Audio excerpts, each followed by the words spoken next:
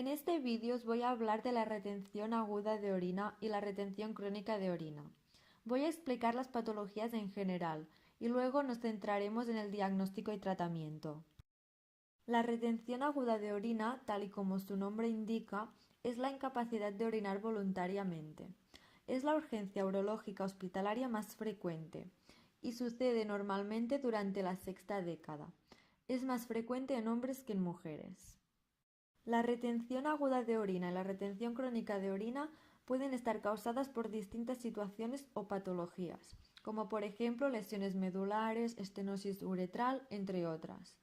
En este caso nos vamos a centrar en la retención aguda de orina causada por la hiperplasia benigna de próstata. El crecimiento de la próstata lo que hace es provocar una obstrucción en la uretra prostática. Esto provoca que se acumule orina en la vejiga, tal y como podemos ver en la imagen, y para vencer tal obstrucción hay un aumento de la actividad contráctil del músculo detrusor. Gracias a este aumento de la actividad contráctil habrá una fase compensada de la enfermedad en la que el paciente no presentará clínica. Pero llega un momento en que esta actividad no es suficiente y el músculo claudica, cosa que provoca que el paciente no tenga capacidad de orinar. En ese punto es cuando hablamos de retención aguda de orina.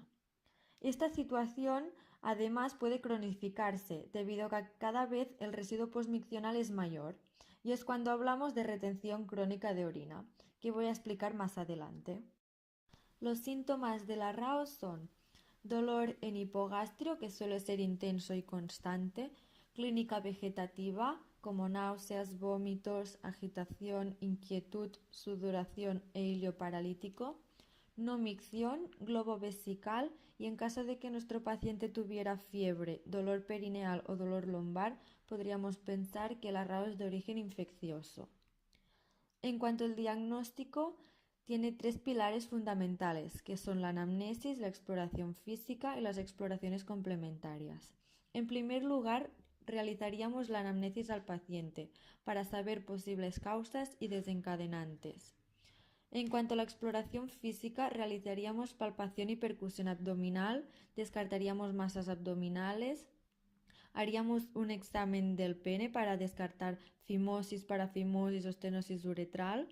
Realizaríamos, en caso de que fuera una mujer, una exploración ginecológica para descartar un posible prolapso. Haríamos un tacto rectal para descartar fecalomas y valorar la próstata. Este se realizaría una vez resuelta la retención urinaria. Y en caso de que sospecháramos un problema en el sistema nervioso, realizaríamos una exploración neurológica. En cuanto a las exploraciones complementarias, realizaríamos un análisis del sedimento y urocultivo en caso de que sospecháramos una causa infecciosa y además realizaríamos una ecografía abdominopélvica o tomografía computarizada, que no se realizan siempre, se realizan depende de la presentación clínica. El tratamiento de la retención aguda de orina consiste básicamente en proceder al vaciado de la vejiga mediante sondaje. Se utiliza una sonda Foley de calibre 16 o 18 con punta acodada de Dufour. La sonda puede ser con bolsa o con tapón y normalmente se deja una semana, aunque pueden ser 2 o 3 dependiendo del paciente.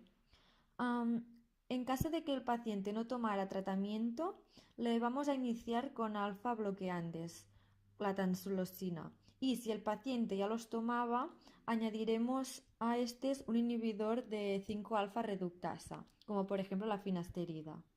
Ahora vamos a pasar a hablar de la retención crónica de orina.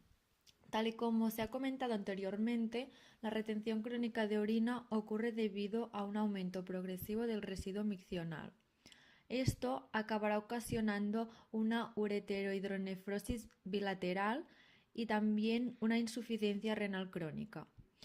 Finalmente, pero, la vejiga acabará orinando por claudicación o rebosamiento, es decir, el paciente tendrá escapes inadvertidos. Los síntomas de la retención crónica de orina son: en primer lugar, no presentan dolor a hipogastrio, a diferencia de la retención aguda de orina que sí que lo presentaban. Además, la clínica es bastante confusa. Se dan problemas al inicio de la micción, problemas en el vaciado completo de la vejiga y el chorro es débil. Y al mismo tiempo, estos pacientes presentan pérdidas de orina a causa del sobrellenado de la vejiga, que es lo que llamamos incontinencia por rebosamiento.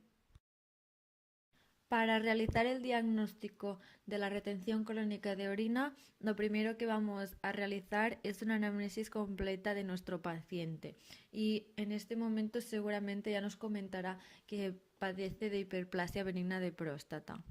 En la exploración física vamos a encontrar un globo vesical, pero en este caso no produce dolor ni grandes síntomas.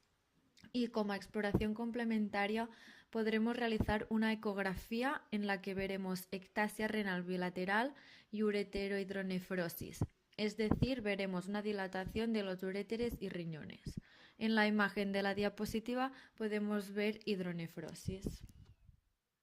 En cuanto al tratamiento, el paciente que presente retención crónica de orina le trataremos con una sonda permanente, Silastic, que son las sondas de silicona que duran 3 meses, con la punta hacia arriba y mejor si es de calibre entre 16 y 18. En este caso es mejor que nunca tenga tapón. El tratamiento médico en estos pacientes no funciona, por lo que debemos ser más radicales y casi siempre acaban pasando por cirugía. Muchas gracias por vuestra atención.